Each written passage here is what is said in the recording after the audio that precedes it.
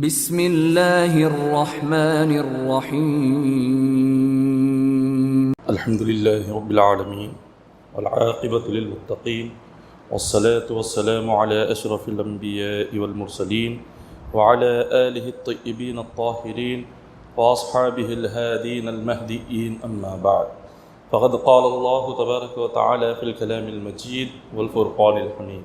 فاعوذ باللہ من الشیطان الرجیم بسم اللہ الرحمن الرحیم کنتم خیر امت اخرجت للناس تأمرون بالمعروف وتنہون عن المنکر وتؤمنون باللہ صدق اللہ المولان العظیم وصدق رسولہ النبی الکریم المکین الامین ونحن على ذلك لمن الشاہدین والشاکرین والحمد للہ رب العالمین ان اللہ وملائکتہ یصلون علی النبی يا أيها الذين آمنوا صلوا عليه وسلموا تسليما اللهم صل على سيدنا محمد وعلى آل سيدنا محمد وبارك وسلم صلوا عليه صلاة وسلام عليك يا حبيبي يا رسول الله صلى الله تعالى عليه وسلم. معزز سامعین اکرام، اللہ تبارک و تعالی اپنے کلام پاک چوتھے پارے اور تیسرے رکوع میں ارشاد فرما رہے ہیں کنتم خیر امت، اپنے بندوں سے اللہ کا یہ فرمان ہے کہ اے امت محمدیہ، تم ساری امتوں میں سب سے بہترین امت ہو. یہ جو امت ہے، یہ جو امت محمدیہ ہے، اللہ تبارک و تعالیٰ نے دنیا میں اس طرح تقریباً 360 امتوں کو پیدا فرمایا. ان 360 امتوں میں سب سے اعلیٰ مقام اس امت محمدیہ کو عطا فرمایا. اس امت کا جو مقام ہے وہ کسی اور امت کا مقام نہیں ہے. اس امت کو اللہ نے جو رتبہ اور جو درجہ عطا فرمایا، کسی اور امت کو اللہ نے یہ رتبہ اور یہ درجہ عطا نہیں فرمایا. اب وہ عطا کیوں کیا، اس کی وجہ کیا ہے؟ خالق کائنات نے کلام پاک میں ارشاد فرمایا تأمرون بالمعروف وتنہون عن المنکر. خدا نے فرمایا کہ اے امت محمدیہ، ساری امت میں تمہارا مقام اس لیے اعلیٰ ہے کہ تم دوسروں کو نیکی کا حکم دیتے ہو اور برائی سے روکتے ہو. یہ جو اللہ نے یہ جو علامت بیان کی ہے، امت محمدیہ کو اللہ نے جو مقام عطا فرمایا ہے کہ دوسروں کو بھلائی کا حکم دینے والے اور دوسروں کو برائی سے روکنے والے، یہ عادت، یہ نشانی اس امت میں رہنے کی وجہ سے اللہ نے اس امت کو دوسری امتوں سے کافی بلند مقام عطا فرمایا. تو یہ ایک ہر بندے کے لیے یہ ضروری ہوتا ہے کہ وہ خود بھی عمل کرے، خود بھی عبادت کا پابند ہو، خود بھی اچھے کاموں میں لگ جائے اور دوسروں کو بھی اچھائی کی طرف بلائے، دوسروں کو بھی نیکی کی طرف بلائے، دوسروں کو بھی عبادت کی طرف بلائے. پہلا یہ کام. اور دوسرا کام کیا ہے؟ خود برائی سے روکے، خود گناہوں سے رکے، اور جس کو بھی گناہ کرتا ہوا دیکھے اس کو بھی گناہ سے روکنا. یہ ایک مومن کی ذمہ داری ہے، یہ ایک مومن پر واجب ہے، ضروری ہے کہ وہ سب سے پہلے خود کو گناہوں سے بچائے، اور بچا کر جب کسی کو دیکھ رہا ہے کہ وہ گناہوں میں پڑا ہوا ہے، وہ اللہ کی نافرمانی کر رہا ہے، تو اس کو بھی گناہوں سے روکنے کی کوشش کرے. اب روکیں تو کیسے روکیں؟ اس کا طریقہ کیا ہونا چاہیے؟ تو حضور علیہ الصلوۃ والسلام نے ارشاد فرمایا جو کوئی کسی برائی کو دیکھے، جہاں کہیں برا ہوتا ہوا دیکھے، جہاں کہیں اللہ کی نافرمانی ہوتا ہوا دیکھے، جہاں کہیں گناہ ہوتا ہوا دیکھے، تو حضور فرماتے ہیں سب سے پہلے اسے ہاتھ سے روکے. اگر اللہ نے طاقت دی ہے تو اس برائی کو، اس گناہ کو ہاتھ سے روکیں. یہ پہلا درجہ ہے گناہ کو دیکھ کر روکنے کا. اگر ہاتھ سے روکنے کی طاقت نہیں ہے، ہم برائی کو، اس گناہ کو ہاتھ سے نہیں روک سکتے، تو پھر دوسرا درجہ کیا ہے؟ زبان سے روکے. زبان سے کہے کہ یہ غلط ہے، یہ شریعت کے خلاف ہے، یہ اللہ کی نافرمانی ہے، یہ کام نہ کرے. یہ اپنی زبان سے روکے. اگر ایسا بھی نہیں کر سکتے، ہاتھ سے بھی نہیں روک سکتے، زبان سے بھی نہیں روک سکتے، تو حکم کیا ہے کہ اس برائی کو دیکھ کر دل میں برا سمجھے، اس برائی کے لیے دل میں نفرت آ جائے، کہ وہ جو برا کام کر رہا ہے، وہ جس برائی میں ہے، وہ جس گناہ میں ہے، جس کو ہم زبان سے ہاتھ سے روک نہیں سک رہے ہیں، اس کو دل میں برا سمجھنا چاہیے، اس برائی کے لیے دل میں نفرت آنی چاہیے، اس برائی کو دیکھ کر دل میں ناراض ہو جانا چاہیے۔ یہ ایمان کی سب سے کمزور علامت ہے، یہ سب سے کمزور نشانی ہے۔ یہ 3 طریقے ہیں۔ اب ہاتھ سے روکنے کا کام کس کا ہے؟ اگر والدین ہے اور دیکھا کہ یہ کوئی اولاد جو برائی کی طرف جا رہے ہیں، تو والدین کا حق ہوتا ہے کہ وہ اس برائی سے اولاد کو روکنے کے لیے وہ انہیں مارے، انہیں ڈانٹے، ان پر ہاتھ اٹھائے۔ یہ ہاتھ سے والدین اولاد کو روک سکتے ہیں۔ اور جہاں تک زبان سے، جب وہ کوئی اولاد نہیں جو گناہ میں ہے، اللہ کی نافرمانی کرنے والے اولاد نہیں، کوئی اور ہے یا ہم برابر عمر کا ہے یا بڑی عمر کا ہے، تو ایسے وقت میں وہ شخص ہاتھ سے تو نہیں روک سکتا، وہ زبان سے روکے، وہ اس چیز کے لیے بتلائے کہ یہ غلط ہے، اللہ کی نافرمانی ہے۔ اگر اس طریقے سے بھی نہیں ہو سکے، اگر وہ بھی کرنے کی طاقت نہیں ہے، تو کم از کم وہ شخص اپنے دل میں یہ سمجھے کہ یہ بالکل اللہ کی نافرمانی والا کام ہے، میں اس سے نفرت کرتا ہوں، میں اس سے بیزار ہوں، میں کبھی اس کام کے قریب بھی نہیں جا سکتا۔ یہ چیز تو اپنے دل میں لانا یہ بہت ضروری ہے۔ اسی طرح حدیث پاک میں بیان کیا گیا، حضور حضرت موسیٰ علیہ السلام آپ اللہ کی بارگاہ میں عرض کرتے ہیں کہ اے مالک و مولا، اس شخص کو کیا بدلہ عطا فرمائے گا جس نے دوسرے کو بھلائی کی طرف بلایا، جس نے کسی دوسرے بندے کو بھلائی کی طرف، نیکی کی طرف اور عبادت کی طرف اس کو بلائے، اس کو نیکی کا حکم دیا اور اس کو برائی سے روکا، اس شخص کو تو کیا بدلہ عطا فرماتا ہے؟ اللہ تبارک و تعالیٰ نے ارشاد فرمایا کہ میں اس بندے کی زبان سے جتنے کلمے نکلے ہیں، ہر کلمے کے بدلے میں 1 سال کی عبادت اس کے نامہ اعمال میں لکھ دوں گا۔ ہر کلمے کے بدلے میں 1 سال کی عبادت لکھی جاتی ہے۔ اور خدا ارشاد فرماتا ہے، میری رحمت کو جلال آتا ہے کہ میں اس بندے کو جہنم سے آزاد کر دیتا ہوں،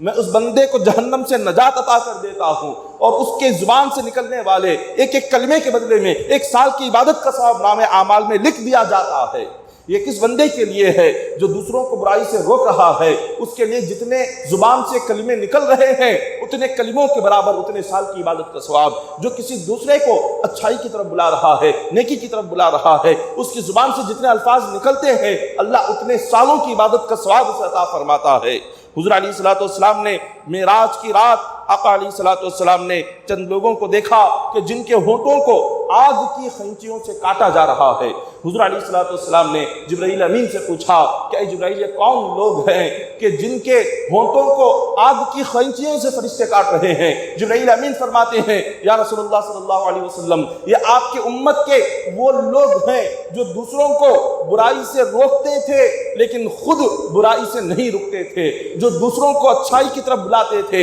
عبادت کی طرف بلاتے تھے، مگر خود عبادت نہیں کرتے تھے۔ تو جب کوئی بندہ کسی کو عبادت کی طرف وہ بلانے کے لیے آگے جب وہ بڑھتا ہے تو سب سے پہلے اس کو خود عمل کرنا چاہیے، سب سے پہلے اس کو خود عبادت کا پابند ہونا چاہیے۔ وہ جس نیکی کی طرف دوسرے کو بلا رہا ہے، سب سے پہلے وہ اس نیکی کا پابند بن جائے۔ وہ جس اچھائی کی طرف بندے کو بلا رہا ہے، سب سے پہلے اس اچھائی کا وہ خود پابند بن جائے۔ وہ جس عبادت کی طرف بلا رہا ہے، سب سے پہلے وہ خود اس عبادت کا پابند بن جائے۔ جب وہ کسی گناہ سے کسی کو روکنا چاہتا ہے، وہ سب سے پہلے اس گناہ سے وہ خود رک جائے، سب سے پہلے وہ اس گناہ کو چھوڑنے والا بنے، پھر اس کے بعد وہ دوسرے کو گناہ سے روکنے کی کوشش کرے۔ تو تب اللہ تبارک و تعالیٰ اس کی اس محنت میں کامیابی عطا فرمائے گا، تب اللہ تعالیٰ اس کی زبان میں تاثیر پیدا فرمائے گا، تب اللہ تبارک و تعالیٰ اس کی کوشش کو کامیاب بنائے گا۔ جب ہم خود عمل نہ کرے، جب ہم خود گناہوں سے نہ روکے، اور جب ہم خود اللہ کی نافرمانی سے نہ رکے، اور ہم دوسروں کو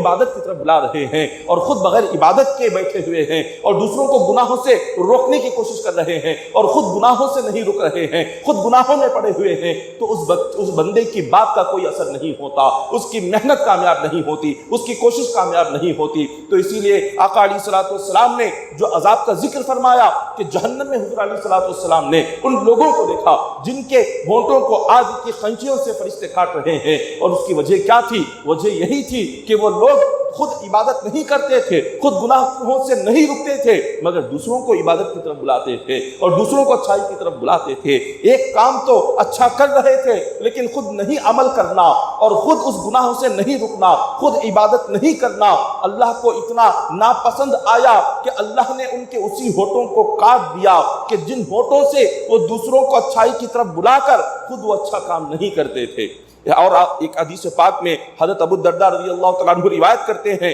کہ حضرت ابو الدرداء نے کہا کہ نیکی کا حکم دیتے رہو اور برائی سے لوگوں کو روکتے رہو، جب تک اس امت میں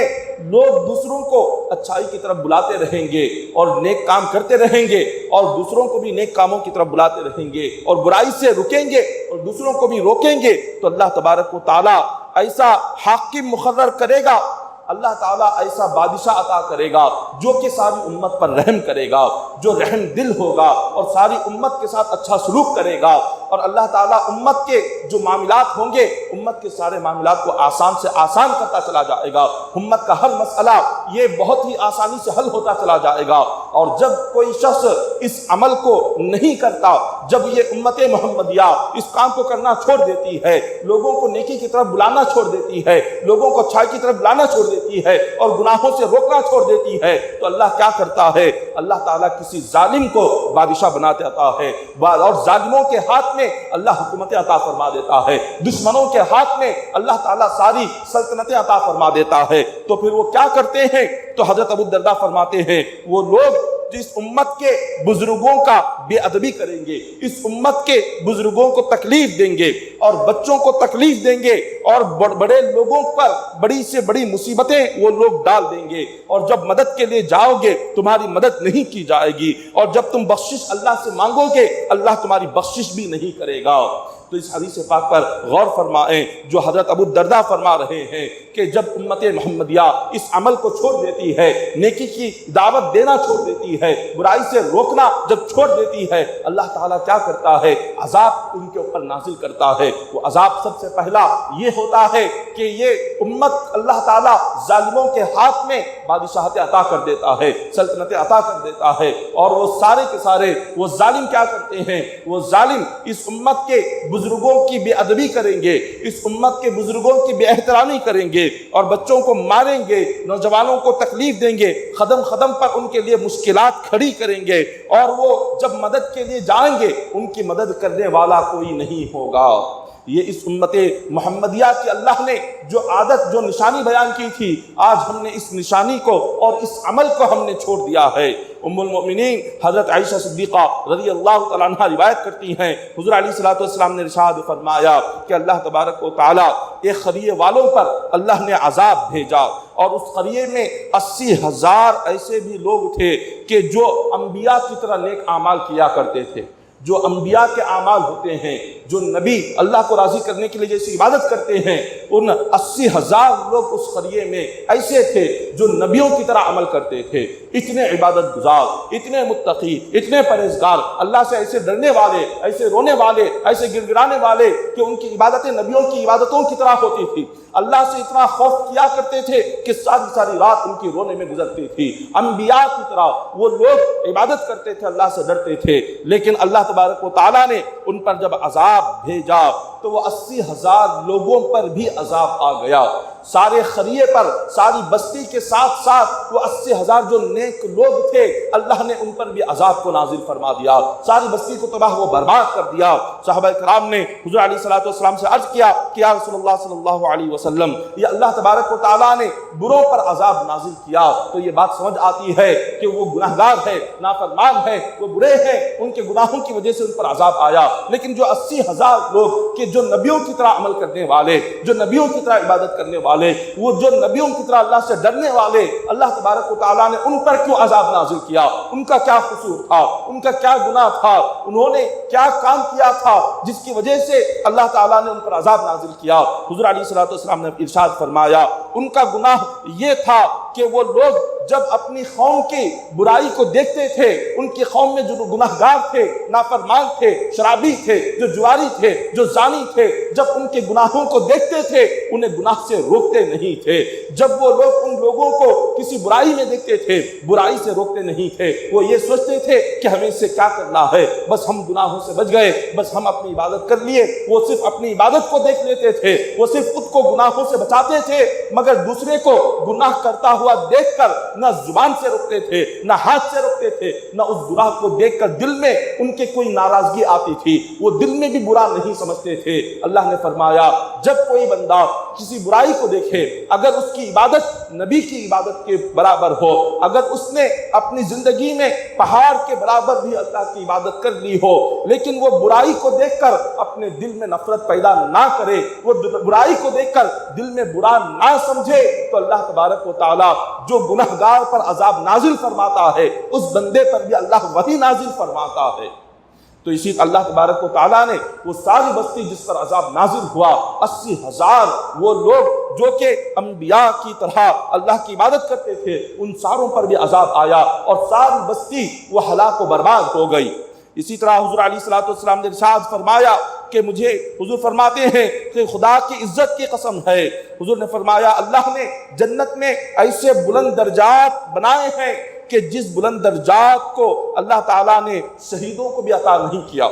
شہید قیامت کے دن جس درجے میں ہوگا اس درجے سے بھی بلند اللہ تبارک و تعالیٰ نے جنت میں ایک درجہ بنایا ہوا ہے، اور شہید کے مقام سے بھی بلند اللہ تبارک و تعالیٰ نے جنت میں ایک عالی شان محل بنایا ہوا ہے۔ حضور نے فرمایا اس محل کی شان کا یہ عالم ہے، اس محل کے حسن اور خوبصورتی کا یہ عالم ہے کہ اس محل کے اوپر خالق کائنات نے 300 سبز ہرے موتیوں کے دروازے اللہ نے بنائے ہوئے ہیں، اور ہر دروازہ نور سے جگمگا رہا ہوگا، اور جب قیامت کا دن ہوگا 300 حوریں اس محل میں اس بندے کا انتظار کرے گی جو اس میں داخل ہوگا، اور اللہ 300 حوروں کے ساتھ اس کا نکاح فرمائے گا۔ صحابہ اکرام نے عرض کیا کہ یا رسول اللہ صلی اللہ علیہ وسلم قیامت کے دن وہ کتنا خوش نصیب بندہ ہوگا جس کو اللہ تبارک و تعالی شہیدوں سے اوپر درجہ عطا فرمائے گا، شہیدوں سے اعلیٰ مقام جس کو عطا فرمائے گا، اور 300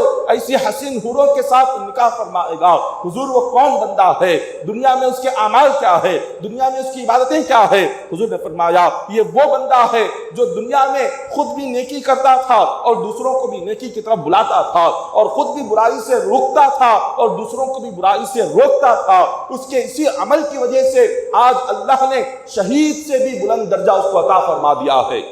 اتنا بلند درجہ اللہ تبارک و تعالیٰ نے اس کو دے دیا ہے، اس کے اسی عمل کی وجہ سے، اس کے علاوہ کوئی دوسرا عمل اس کا نہیں ہوگا۔ حدیث پاک میں بیان کیا جاتا ہے اللہ تبارک و تعالیٰ نے حضرت موسیٰ علیہ السلام سے ارشاد فرمایا اے موسیٰ تو نے میرے لیے کیا عمل کیا،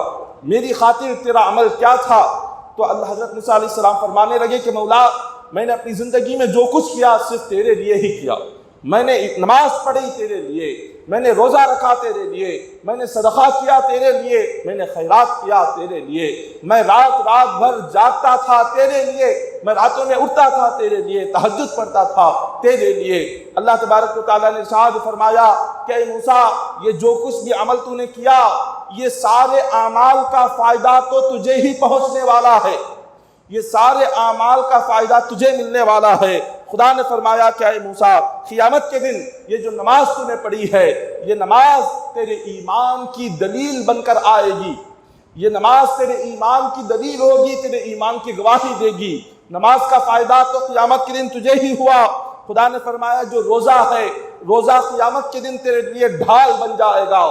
جس طرح سے کوئی تلوار سے وار کرتا ہے تو اس وار کو بندہ ڈھال سے روکتا ہے تلوار سے وار کو، تو جہنم کی آگ جب اس بندے پر جب تیزی سے اس کے اوپر آنا چاہے گی یہ روزہ اس کے آڑے آ جائے گا، روزہ ڈھال بن کر اس کی حفاظت فرمائے گا۔ پھر اللہ تبارک و تعالیٰ نے ارشاد فرمایا نماز تو تیرے ایمان کی گواہی قیامت کے دن بنے گی، اور روزہ تیرے لیے ڈھال بنے گا، اور صدقہ جو تو دنیا میں دیا کرتا تھا وہ قیامت کے دن تیرے سر پر سایہ بن کر تو جہاں چلے گا صدقہ تیرے اوپر سایہ بن کر چلتا رہے گا۔ اور جو تسبیح تو نے دنیا میں میرے لیے کی، تیری ایک ایک تسبیح کے بدلے میں جنت میں ایک ایک درخت ہم نے لگا دیا ہے، اور جو تو نے میری کتاب پڑھی، میری کتاب کے بدلے میں جنت میں اللہ نے تیرا نکاح حوروں سے کر دیا ہے، جو تو نے میرا ذکر کیا، میرے ذکر کے بدلے میں تجھے میں نے نور عطا فرما دیا ہے۔ اللہ تعالیٰ ارشاد فرمائیں گے کہ موسیٰ بتا تو نے جو کچھ کیا اس کا فائدہ تو تجھے ہوا، تو نے میرے لیے کیا کیا ہے، میرے لیے تیرا عمل کیا ہے؟ نماز کا فائدہ بھی تجھے ملا، روزے کا فائدہ بھی تجھے ملا، صدقہ خیرات کا فائدہ بھی تجھے ملا، تسبیح کا فائدہ تجھے ملا، ذکر کا فائدہ، یہ سارے نیک اعمال کا فائدہ تو تجھے ملا ہے۔ میرے لیے تو نے کیا کیا ہے؟ جو عمل صرف میرے لیے ہو، جس سے تیرا کوئی فائدہ نہ ہو، نہ دنیا میں اس سے تیرا کوئی فائدہ ہو، نہ آخرت میں، ایسا عمل بتا جو صرف میرے لیے ہو۔ حضرت موسیٰ علیہ السلام نے ارشاد فرمایا کہ مولا تو ہی بتا وہ کون سا عمل ہے جو صرف اور صرف تیرے لیے ہے، تیرے سوا وہ عمل کسی اور کے لیے نہیں ہے، جس عمل سے تو بہت زیادہ راضی ہوتا ہے۔ اللہ تبارک و تعالیٰ نے فرمایا کہ جو عمل جو صرف اور صرف میرے لیے، وہ ایک ہی عمل ہے، اور وہ یہ ہے، خدا نے فرمایا جب بھی دنیا میں کسی سے محبت کرو تو صرف اور صرف میرے لیے محبت کرو، اور دنیا میں جب کسی سے دشمنی بھی کرو، خدا نے فرمایا میرے لیے دشمنی کرو۔ محبت بھی اللہ کے لیے ہو، دشمنی بھی اللہ کے لیے ہو۔ اس کا مطلب کیا ہے؟ اس کا مطلب یہ کہ جب بندہ دنیا میں کسی ایک دوسرے سے بات کرتا ہے، اس کی بات کرنے کا مقصد کوئی دنیاوی مقصد نہ ہو، دنیاوی فائدہ نہ ہو، کسی سے کوئی غرض نہ ہو، کوئی مطلب نہ ہو، وہ جب کسی سے بات کرے تو وہ اس نیت سے بات کرے کہ اللہ کا حکم ہے کہ اس سے بات کرنا ہے، اس سے بات کرنے سے اللہ خوش ہوتا ہے، اس کو بات کرنے سے اللہ راضی ہوتا ہے، اس نیت سے بندہ جا کر بات کیا کرے۔ اپنے والدین سے کیوں نہ ہو، دوست احباب سے کیوں نہ ہو، رشتہ داروں سے کیوں نہ ہو، بیوی بچوں سے کیوں نہ ہو، پڑوسیوں سے کیوں نہ ہو، وہ جس کسی سے بھی جب بات کر رہا ہے، اس کی بات سے، اس کی بات کے پیچھے، اس کی خوشی کے پیچھے اور اس کے پاس جانے سے کوئی نہ مقصد ہو، نہ کوئی غرض ہو، نہ کوئی مطلب ہو، نہ کوئی فائدہ ہو، وہ اپنے اگر بیوی بچوں سے بھی بات کر رہا ہے اس نیت سے کہ اللہ کا حکم ہے کہ بیوی بچوں کے ساتھ اچھا سلوک کیا کرو، انہیں نرمی سے پیش آؤ،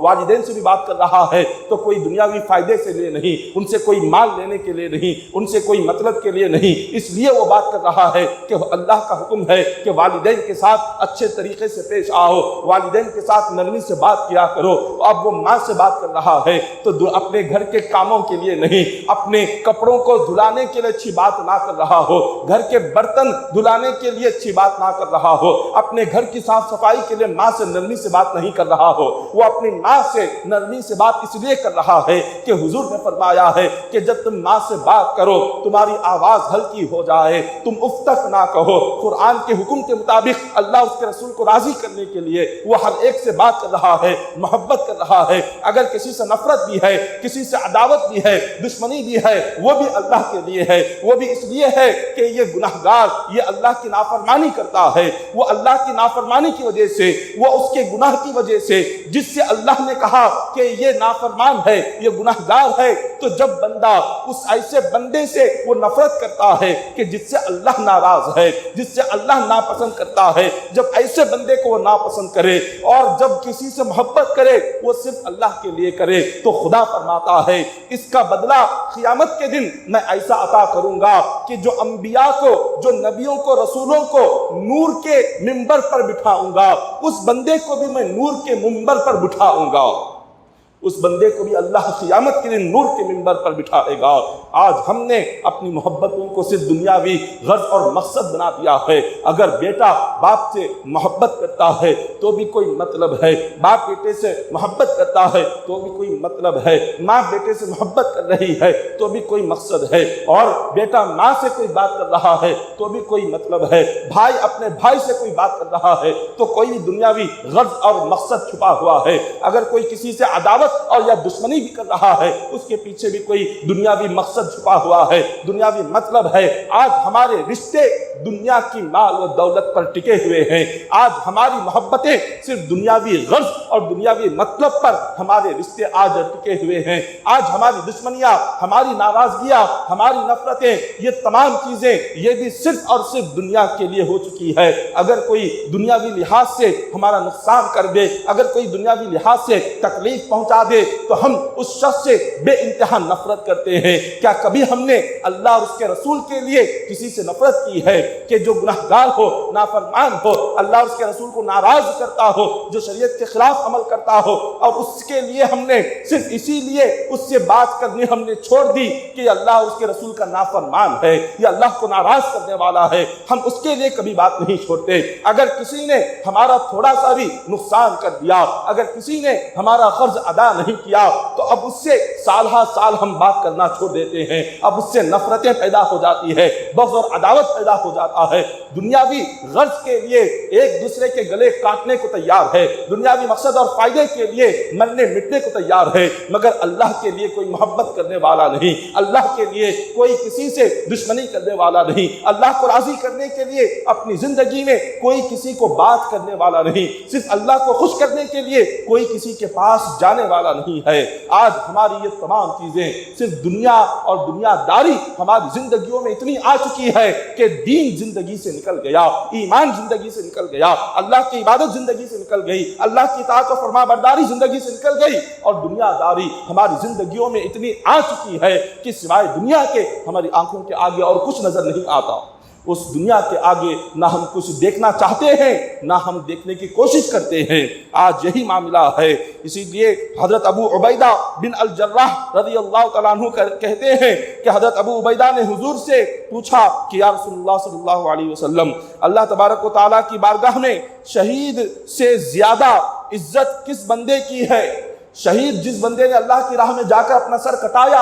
اور خود شہید ہو گیا، اپنی زندگی اللہ کے دین کے لیے قربان کر دی، اپنا گھر چھوڑ دیا، اپنے اولاد کو چھوڑ دیا اور اپنا عیش و آرام چھوڑ دیا، اپنے بیوی بچوں کو ہر چیز کو جدا ہو کر وہ میدان جنگ میں جا کر اپنا سر کٹاتا ہے، خون بہاتا ہے۔ اور تو حضرت ابو عبیدہ فرماتے ہیں کہ حضور کون سے شہید کو اللہ زیادہ عزت عطا فرماتا ہے؟ حضور علیہ الصلوۃ والسلام نے ارشاد فرمایا کہ جب کبھی دین پر ایسا وقت آ جائے کہ دین کی بات کرنے والے کو لوگ نفرت سے دیکھنے لگے، دین کی بات کرنے والے کو لوگ تکلیف دینے لگے، تو ایسے وقت میں وہ بندہ اپنی جان کی پرواہ کیے بغیر جب وہ دین کی بات ظالم کے آگے کھڑے ہو کر جب وہ کرتا ہے، اللہ تعالیٰ اس بندے کو شہید سے بڑھ کر عزت عطا فرماتا ہے،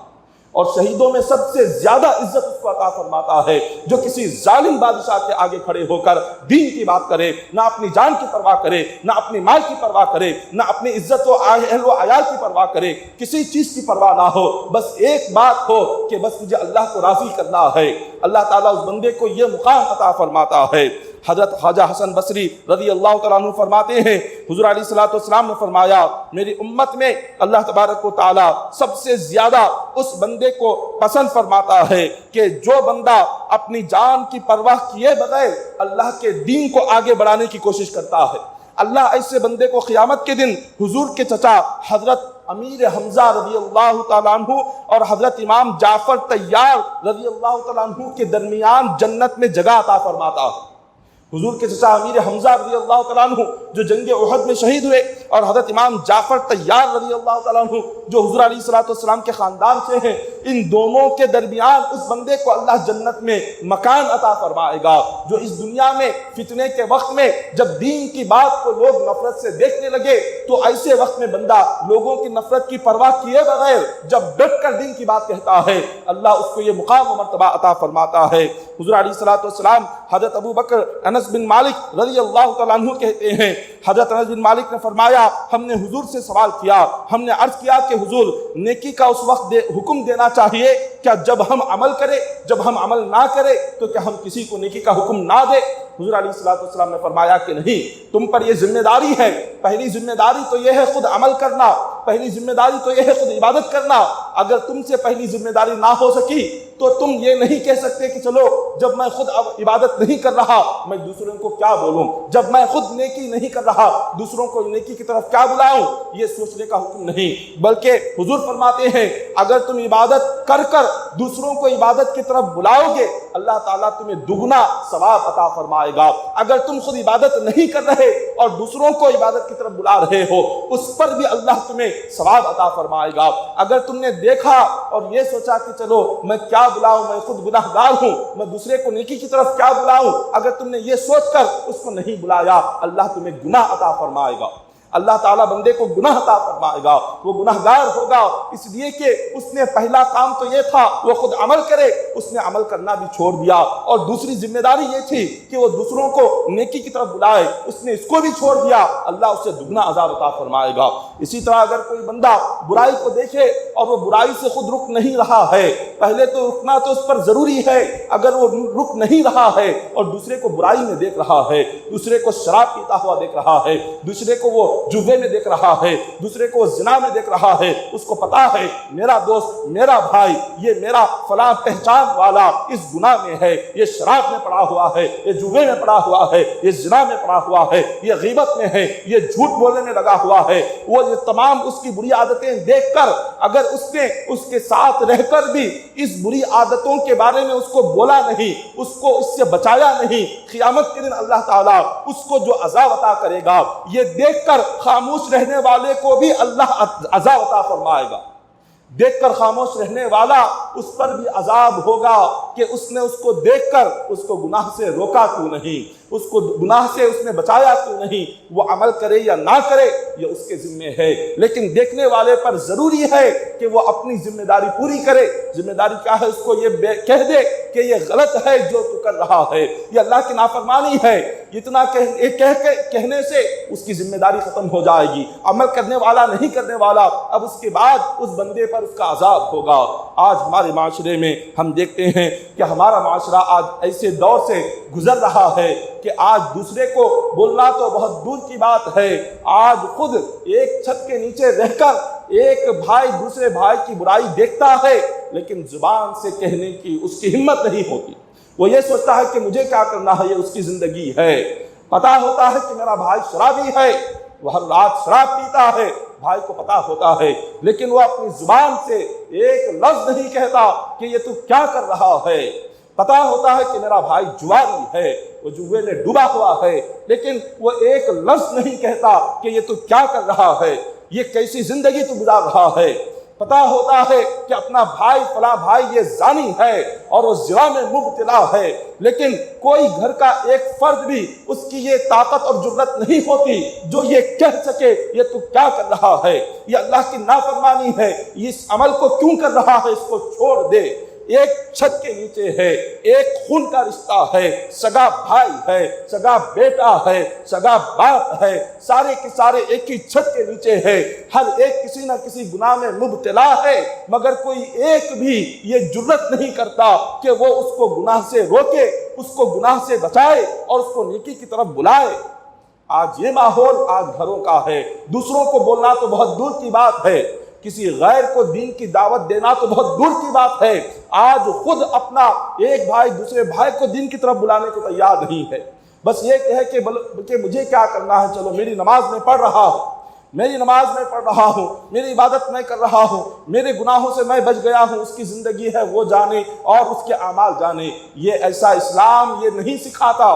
دین یہ نہیں سکھاتا کہ ہم بس یہ سوچے کہ بس میری نماز اور میں گناہوں سے بچ جاؤں اور اس کے علاوہ جو چاہے جو کر لے مجھے اس سے کوئی تعلق نہیں. یہ دین کی تعلیم نہیں ہے, یہ قرآن اور سنت کی تعلیم نہیں ہے, اللہ اور اس کے رسول کا فرمان یہ نہیں ہے. اللہ اور اس کے رسول کا فرمان تو یہ ہے کہ اے بندے جہاں کہیں تجھے برائی نظر آئے دیکھ کر خاموش نہ رہے, اپنی آنکھیں بند نہ کر, اس کو نظر انداز مت کر, بلکہ اس برائی کو روکنے کے لیے آگے بڑھ. اپنے ہاتھ سے روک سکتا ہو تو ہاتھ سے روک, زبان سے روک سکتا ہو تو زبان سے روک. اگر ہاتھ اور زبان سے نہیں روک سکتا تو کم از کم اپنے دل میں اس برائی کو دیکھ کر نفرت پیدا کر لے, اس برائی کو دیکھ کر دل میں برائی پیدا کر لے, اس برائی کو دیکھ کر دل میں ناراضگی پیدا کر لے. آج وہ بھی ہم سے نہیں ہوتا۔ حضرت ابو بکر صدیق رضی اللہ تعالیٰ عنہ روایت کرتے ہیں، حدیث پاک ہے، آقا علیہ الصلوۃ والسلام نے ارشاد فرمایا کوئی قوم ایسی نہیں کہ جس میں جب گناہ نہ ہوتا ہو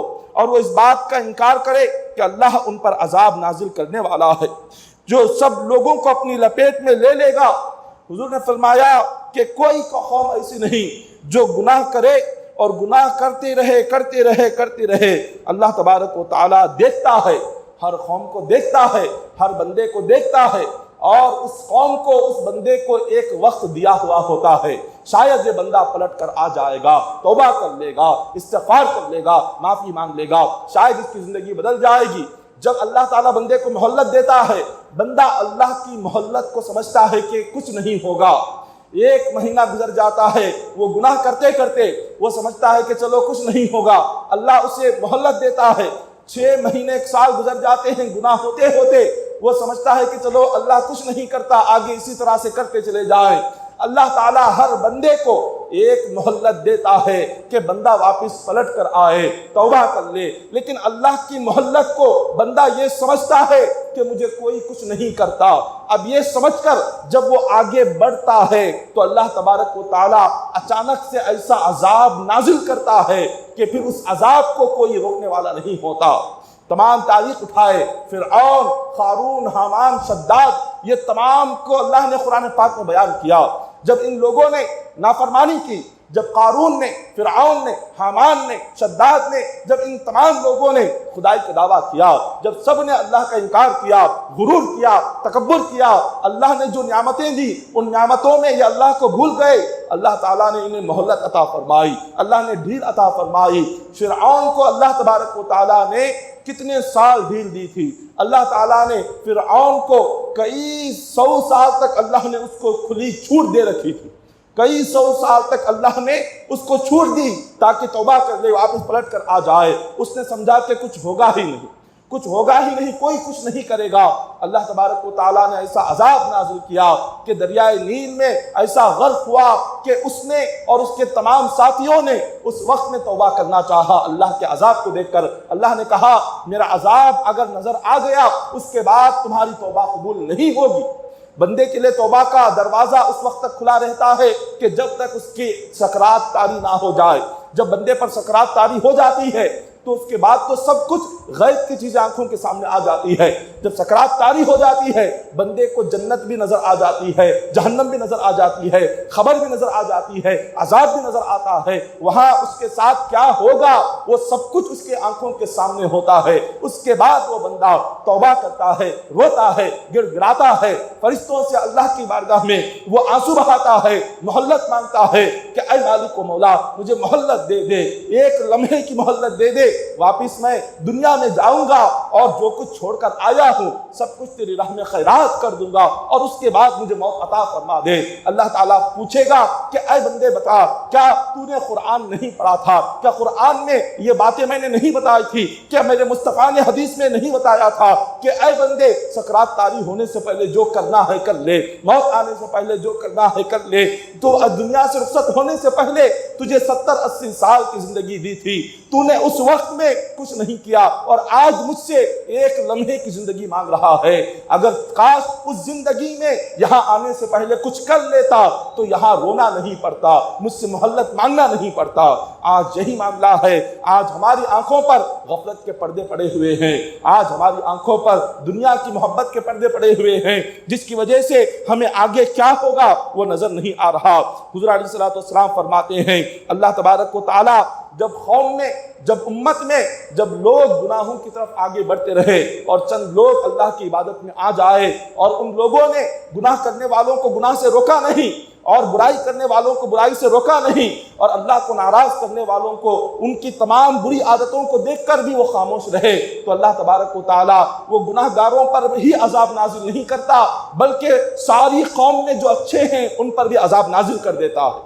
سب پر عذاب آ جاتا ہے، جس میں اچھے بھی اس میں برباد ہو جاتے ہیں، برے بھی برباد ہو جاتے ہیں، سب کچھ ختم ہو جاتا ہے۔ یہ کیوں؟ اس لیے کہ گناہگاروں کو دیکھ کر، گناہگاروں کی گناہوں کو دیکھ کر خاموش رہنے کی وجہ سے، گناہگاروں کے ساتھ اٹھنے بیٹھنے کی وجہ سے، ان کی برائی کو دیکھ کر اپنے دل میں نفرت نہیں کرنے کی وجہ سے اللہ ان پر بھی وہی عذاب نازل فرماتا ہے۔ حضور علیہ الصلوۃ والسلام نے ارشاد فرمایا، ایسی جگہ مت بیٹھو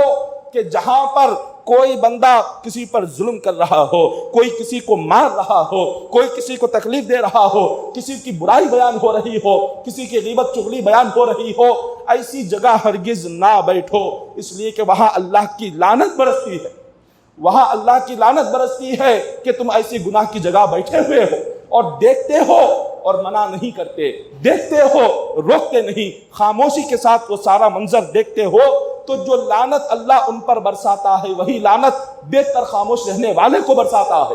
تو اسی لیے حضور نے فرمایا وہاں نہ بیٹھو، خاموشی سے اٹھ کر چلے جاؤ۔ لیکن آج ہماری محفلوں میں ہوتا ہی کیا ہے، جہاں 4-5 جمع ہو جائے وہاں کسی کی غیبت یا کسی کی چغلی یا کسی کی برائی، بس اس کے علاوہ کچھ ہے ہی نہیں۔ ہم گھنٹوں انہی کاموں میں اپنی ساری زندگی گزار دیتے ہیں، گھنٹوں انہی کاموں میں ہم ہوٹلوں میں بیٹھ کر گھنٹے گھنٹے کسی نہ کسی کی برائی بیان ہوتی ہے، وہی مسجد میں 5 منٹ بیٹھنا ہمارے لیے پہاڑ اٹھانے کے برابر ہوتا ہے۔ اور اسی طرح کہیں اپنے دوست و احباب میں گھنٹوں گزار دینا، وہ گھنٹے کیسے گزرتے ہیں پتہ بھی نہیں چلتا۔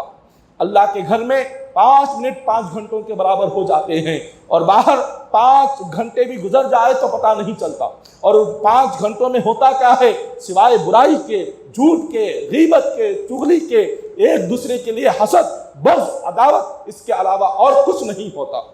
یہ آج مسلمان کی زندگی ایسے گزر رہی ہے۔ اب اس کا انجام کیا ہے؟ اس کا انجام حدیث پاک میں حضور علیہ الصلوۃ والسلام بڑے پیارے انداز میں فرماتے ہیں کہ ایک کشتی تھی جس پر لوگ سوار ہو کر جا رہے تھے، ایک اوپر کا حصہ تھا، نیچے کا حصہ تھا کشتی میں۔ نیچے والوں نے پانی لے کر اوپر گئے تو اوپر والوں نے کہا کہ تم پانی لے کر جو ہمارے آگے سے گزرتے ہو، تمہارے پانی نیچے پڑتا ہے اور ہمیں تکلیف ہوتی ہے،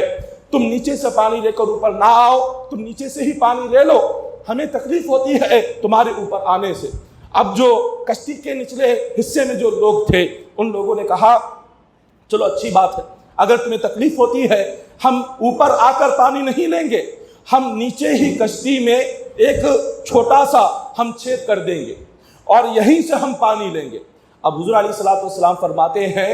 اب اوپر والے لوگوں نے یہ سوچا کہ ہمیں ان سے کیا کرنا ہے، وہ نیچے رہتے ہیں، وہ کشتی کو چاہے توڑے چھید کرے، ہمیں کیا ہے، ہم تو اوپر رہتے ہیں۔ اگر وہ خاموش رہے، اگر نیچے والوں نے کلہاڑی سے کشتی کو توڑا اور اس سے پانی نکالا اور اوپر والے دیکھ کر خاموش رہے، تو اس کا انجام کیا ہوگا؟ اس کا انجام یہ ہوگا کہ کشتی خود ڈوبے گی، اس میں اوپر والے بھی ڈوبیں گے، نیچے والے بھی ڈوب جائیں گے۔ تو حضور نے فرمایا امت کا یہی حال ہے، جب امت کا ایک طبقہ، جب امت میں کچھ لوگ بس اپنی عبادت میں لگے رہے، اپنے نماز روزے میں لگے رہے، اپنے ذکر میں لگے رہے، اپنی قرآن کی تلاوت میں لگے رہے، خود عبادت میں لگے اور گناہوں سے بچے، اور جس کو دیکھا، اور امت میں بعض وہ حصہ ہے جو اللہ کی نافرمانی میں ہے اور گناہوں میں ہے، انہوں نے گناہگاروں کو دیکھا، نافرمانوں کو دیکھا، یہ سمجھا کہ ہمیں ان سے کیا کرنا ہے، چھوڑو ان کے گناہ ہے، تو اللہ تبارک و تعالیٰ وہ دیکھ کر خاموش رہنے والوں کو وہ گناہگاروں کی وجہ سے ان پر بھی عذاب نازل فرما دیتا ہے،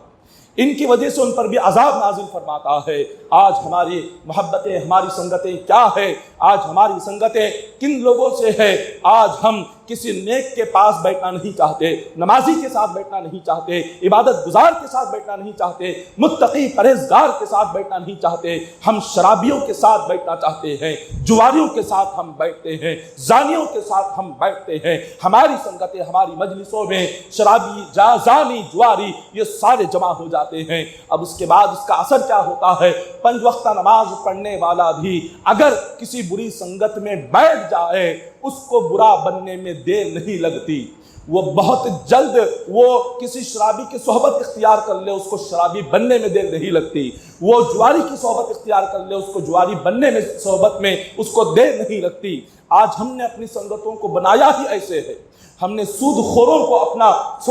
دوست اور ساتھی بنایا ہوا ہے، اور سود خوری اللہ اکبر اتنی بڑی لعنت ہے، اللہ نے اس کا ذکر قرآن پاک میں کئی مقامات پر کیا ہے۔ اتنی برائیاں آج ہمارے معاشرے میں، آج ہماری امت میں، ہماری قوم میں اتنی عام ہوتی جا رہی ہے ہر دن کہ جس کی انتہا نہیں۔ برائی کو کوئی برائی نہیں سمجھ رہا، کوئی گناہ کو گناہ نہیں سمجھ رہا۔ اللہ اکبر، ایک وہ زمانہ تھا جب کسی شرابی کو دیکھتے تو لوگ اس سے نفرت کرتے تھے، کوئی اس کو گھر میں آنے نہیں دیتا تھا، کوئی اس کے قریب جاتا نہیں تھا، کوئی اس سے بات نہیں کرتا تھا، اس لیے کہ وہ شرابی ہے۔ لیکن آج یہ معاملہ بن چکا ہے کہ کہتے ہیں کہ چلو کیا ہوگا، تھوڑی رات میں تھوڑی سی وہ شراب پی لیتا ہے، صبح میں تو صحیح ہو جاتا ہے، صبح میں تو کچھ نہیں ہے، وہ نماز کو بھی جاتا ہے، کام پر بھی جاتا ہے، رات میں تھوڑی سی اس نے پی لی تو کیا گناہ کیا۔ اللہ اکبر، آج کوئی گناہ کو گناہ سمجھنے والا نہیں ہے، سود کو کوئی آج گناہ سمجھنے والا نہیں ہے۔ اللہ اکبر، ایسی آنکھوں میں پردے پڑ چکے، دنیا کی محبت کے، مال کی حرص کے، لالچ کے، ایسی غفلت کے پردے پڑ چکے ہیں کہ آج امت گناہ کو گناہ نہیں مانتی، گناہ کو گناہ سمجھنے والی نہیں ہے، گناہ کو گناہ دیکھ کر اس سے نفرت کرنے والی آج امت نہیں ہے۔ حضور علیہ الصلوۃ والسلام نے کیا فرمایا؟ آقا علیہ الصلوۃ والسلام فرماتے ہیں کہ جب میری امت دنیا کی بڑی چیز سمجھنے لگے، حضور نے فرمایا جب میری امت دیکھے دنیا کو سب کچھ سمجھ رہی ہے، دنیا کو بہت بڑی چیز سمجھ رہی ہے، تو اسلام کی ہیبت، اسلام کی عظمت میری امت کی نظر سے گر جائے۔ یہ آقا علیہ الصلوۃ والسلام کا فرمان ہے۔ میری امت جب دین سے بڑھ کر دنیا کو سمجھنے لگے، جب میری امت دین سے بڑھ کر، اسلام سے بڑھ کر، قرآن سے بڑھ کر، حدیث سے بڑھ کر جب وہ دنیا کو سمجھنے لگے تو ہوگا کیا؟ اسلام کا ادب، اسلام کی عزت، اسلام کی محبت دل سے نکل جائے گی، قرآن کی محبت دل سے نکل جائے گی، اللہ رسول کی محبت دل سے نکل جائے گی، کیونکہ اس کی نگاہوں کے سامنے صرف دنیا ہے۔ اس نے دنیا کو اپنا خدا مان لیا تو وہ کیا کرے گا؟ وہ صرف دنیا دار کو ہی دیکھے گا اور دنیا دار کی ہی عزت کرے گا، دین دار کی عزت نہیں کرے گا۔ کیوں؟ اس کی نظر میں دین ہے ہی نہیں،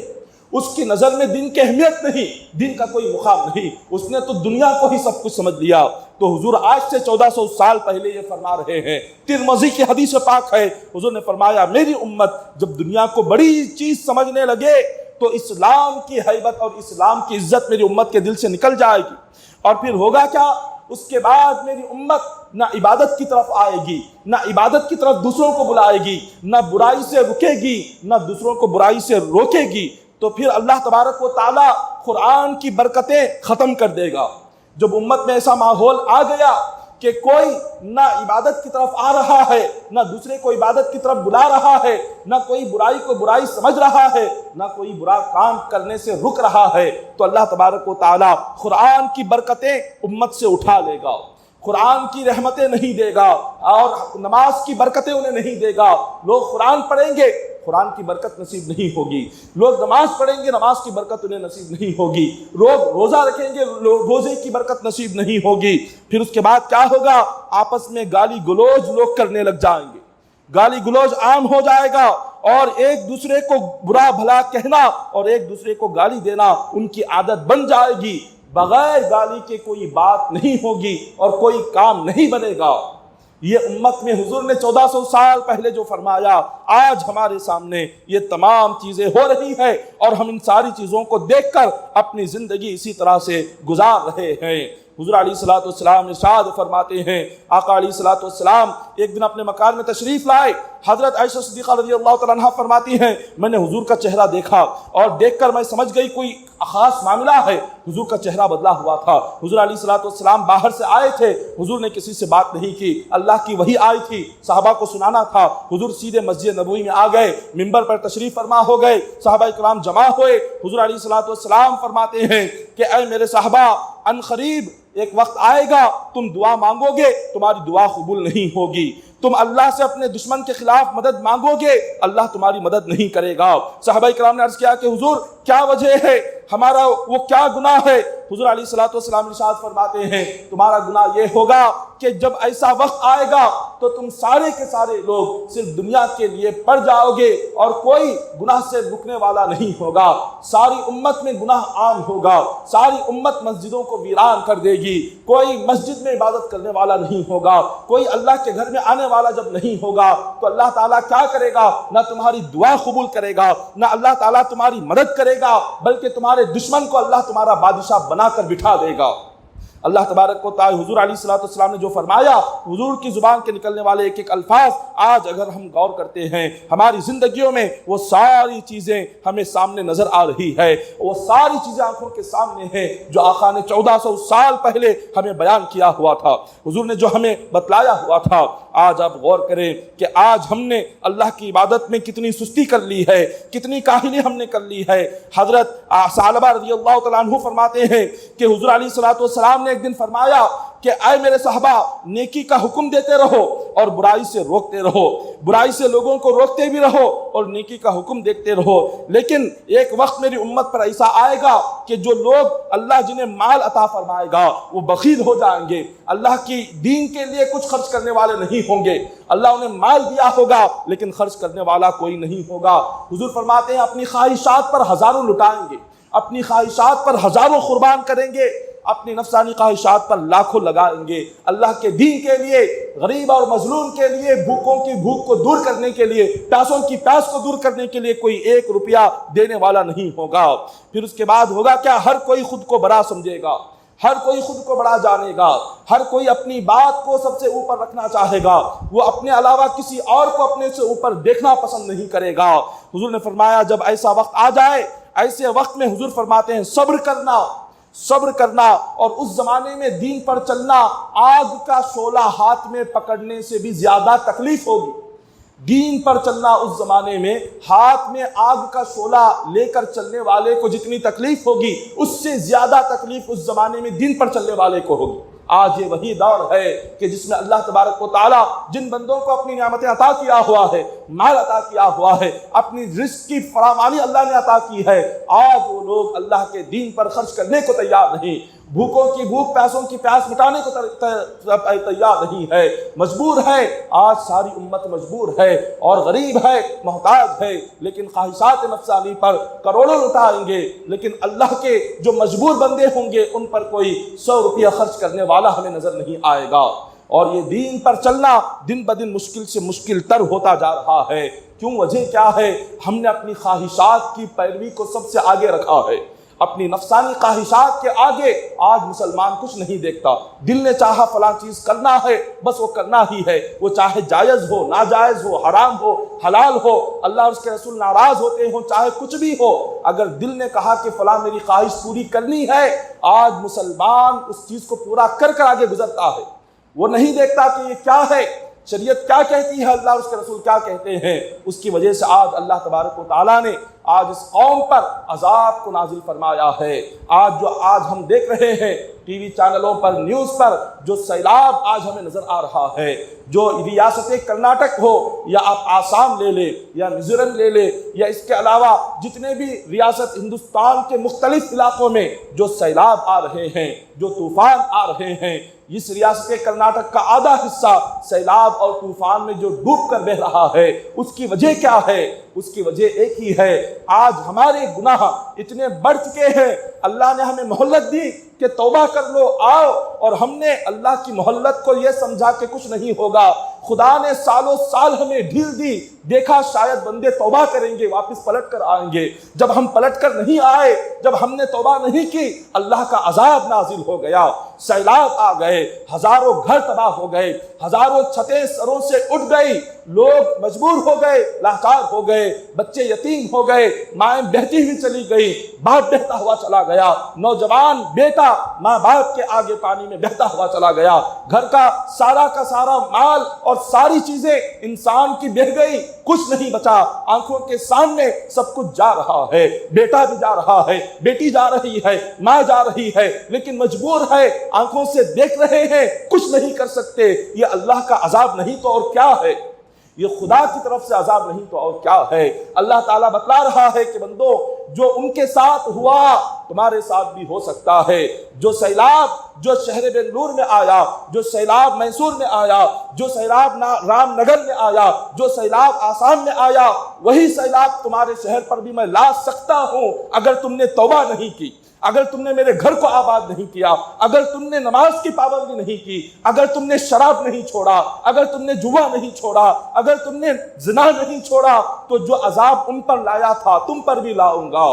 یہ عبرت ہے ہمارے لیے کہ ہم اپنے آنکھوں سے غفلت کے پردے اٹھائیں اور ہم رب کی بارگاہ میں آئیں، روئیں گڑ گڑائیں کہ آج بے گھر ہو کر ان لوگوں کا کیا حال ہے کہ جو آج راستوں پر سو رہے ہیں، سردی راتوں میں جب بارش پڑ رہا ہو، نہ چھت ہو، نہ چادر ہو، نہ تکیا ہو، زندگی کیسے گزر رہی ہوگی۔ اولاد بھی راستے پر پڑی ہوئی ہے، بھوکی ہے، پیاسی ہے، اور نہ کچھ کھا سکتے ہیں، نہ پی سکتے ہیں، نہ سو سکتے ہیں، نہ رو سکتے ہیں، نہ کسی کو غم بیان کر سکتے ہیں۔ کیا مجبوری حالت ہوگی اور کیا حالات گزر رہے ہیں۔ یہ سب کچھ اللہ کا عذاب ہے، یہ سیلاب اللہ کے عذاب ہے، یہ طوفان اللہ کے عذاب ہے۔ یہ عذاب ہمیں دستک دے رہے ہیں کہ بندو واپس پلٹ کر اللہ کی طرف آ جاؤ، چھوڑ دو اپنی گناہوں کی زندگی کو، اپنے گناہوں سے توبہ کر لو، سود کھانے سے توبہ کر لو، شراب پینے سے توبہ کر لو، نماز یہ چھوڑنے سے توبہ کر لو، اس کے گھر کو آباد کرو،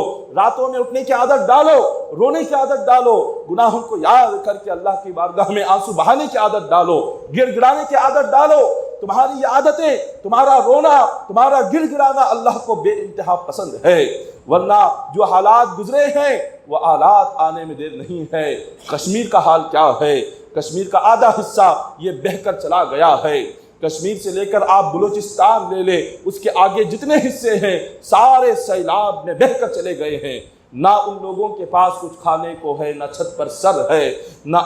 آج ان کے جسم پر لباس ہے۔ باپ مرا ہوا ہے، بیٹے کو پتا نہیں کہ اس کو کہاں دفناؤ، نماز جنازہ پڑھنے والا بھی کوئی نہیں، کفن دینے والا کوئی نہیں، دفن کرنے والا کوئی نہیں، ہر طرف پانی ہی پانی ہے، کہاں دفن کریں گے، کہاں کفن دیں گے، کہاں نماز پڑھیں گے۔ ایسے حالات آج آئے ہوئے ہیں۔ آج وہ حالات اللہ تعالی ہم پر بھی لائے گا اگر ہم نے اپنی زندگی کو صحیح نہیں کیا، توبہ نہیں کیا، اگر ہم نے استغفار نہیں کیا۔ تو محترم بزرگوں اور ساتھیوں، اپنی زندگی کو سمجھو،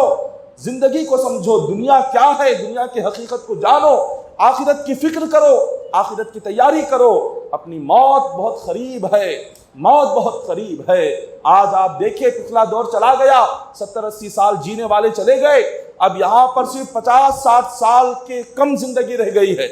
وہ 80 سال 90 سال جو جیتے تھے وہ ختم ہو گیا زمانہ۔ اب یہ جو دور ہے، اس دور میں بڑھاپا 40 سال سے شروع ہو جاتا ہے۔ پچھلے دور میں 60 سال سے بال سفید ہوتے تھے، لیکن آج 25-30 میں بال سفید ہو رہے ہیں۔ یہ کیا ہے؟ یہ علامت ہے، اللہ بتلا رہا ہے تمہاری عمریں دن بدن گھٹتی جا رہی ہے۔ جو بال 50-60 سال میں سفید ہوتے تھے اب 25 میں سفید ہو رہے ہیں، تو 50 سے پہلے بندہ دنیا سے رخصت ہونا ہے۔ اس بات کی یہ نشانی ہے کہ تمہارا وقت کم ہوتا جا رہا ہے دن بدن۔ کیوں غفلت میں پڑے ہوئے ہو؟ کتنا بھی کماؤ، کتنا بھی محنت کرو، کیا ہے 60 سال کے بعد تو دنیا کو چھوڑ کر قبر میں جانا ہی ہے،